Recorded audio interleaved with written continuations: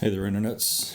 This is Kyle with another edition of the My Business Launch Secrets YouTube channel. This is day 92 in this journey from $0 to $1 million and starting a new online business from scratch because I haven't done it before and I'm doing it only part-time because I still have a day job and bills to pay and kids to feed. In today's episode, I will share with you not a lot because I don't have a lot of new information to share. Was busy, just worked during the day, and then I got into my weekend project of trying to finish up my office space downstairs in the basement. Had to take out the water heater. I only have one. And so I could finish up some of the drywall work behind the water heater. Hopefully be able to paint tomorrow. Then I have to work on the floors, put in the trim work, put back the water heater, and put in some closet doors and whatnot. So that'll be the fun weekend project here, keep me busy for the next few days. It is another holiday weekend, so I have a little extra time to get some work done. And I know what you're saying. You're like, Kyle, you're trying to do this online business. This should be your focus. You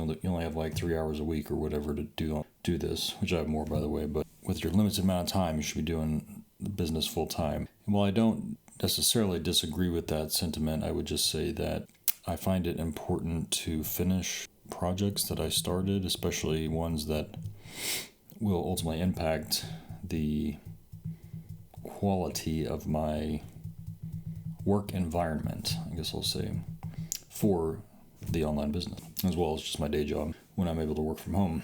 So I'm looking forward to having it done, and it'll be a pretty cool space. Getting one of these stand-up desks to go along with it, so that'll be pretty sick, and will be kind of easily set up to, now that I kind of know how to do the real recording thing of having played around with different setups. I kind of know how that's going to look for starting to record the videos for the business, for the YouTube channel. So now I can more easily kind of structure things, so it's very easy for me to just get in that mode. I did buy one of those Stream Deck unit, I think it's called. Just a little box. I got the smallest one. It's a little box that has like 6 buttons, more or less just shortcut keys that you could integrate with OBS Studio to switch between different camera views or showing your iPad and these sorts of things. So I'll have to get that set up once it gets in here. And that'll, again, just help the whole flow of these videos that I'm trying to put together work a little better. I did spend some time this evening just thinking about or going through some of the setup details for at least one of the 2 courses I'm looking to offer initially. I really need to come up with 3 courses because 3 is just a better number. And I could make a combo pack, like 3 courses for 1 or something. I don't know. Started to put together that. Even came up with a little graphic to use for that, for the first course. And used ChatGPT to write me a nice little course description, which it did splendidly, as expected. I was earlier in the day looking around at some of these other AI tools that have been around, and companies already that are charging you for various AI-based services. One is Otter.ai, which uses AI, I guess, to write transcripts for any video or audio file that you give it. And I guess they sort of market it for people that maybe record their meetings and they want to get a transcription of their meetings or something for work. And so even with just getting a free account, you can upload a video, which I did. I just took one of these videos and uploaded it there, and it did pretty good. Came up with a transcript.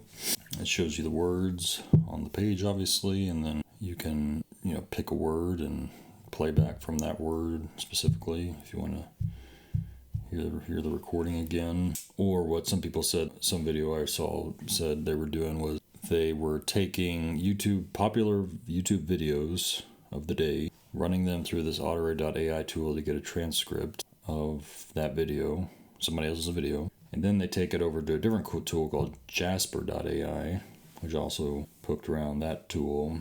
And Jasper AI is similar to ChatGPT in that it is for writing, doing copywriting or any sort of writing based on a given prompt. And so apparently, I guess some people take, again, somebody else's video, take the transcript of somebody else's video, throw it into Jasper.ai, say, hey, rewrite this script for me.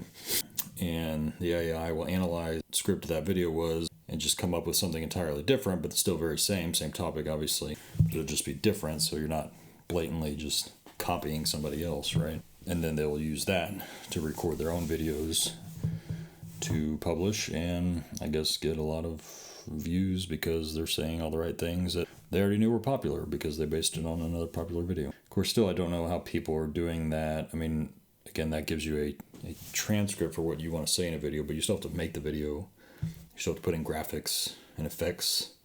You still need to do some level of production if you really want to have a viral video, right? So that doesn't necessarily seem like a slam dunk, like easy thing anybody can do, but anyway, I just heard of somebody doing that, so I thought that was interesting. Again, in the discussion of how is AI impacting business, and again, so I'll use this ChatGPT when I'm in this course process of making these courses or any of my videos for any part that I can do to eliminate the need for me to come up with something like a short course description. Which, I mean, I could do, but I just don't want to do because I just don't like writing that type of stuff in general. So I'll certainly use ChatGPT and maybe Jasper.ai. I think there's some free option to at least try it out, so I might do that to see how that compares.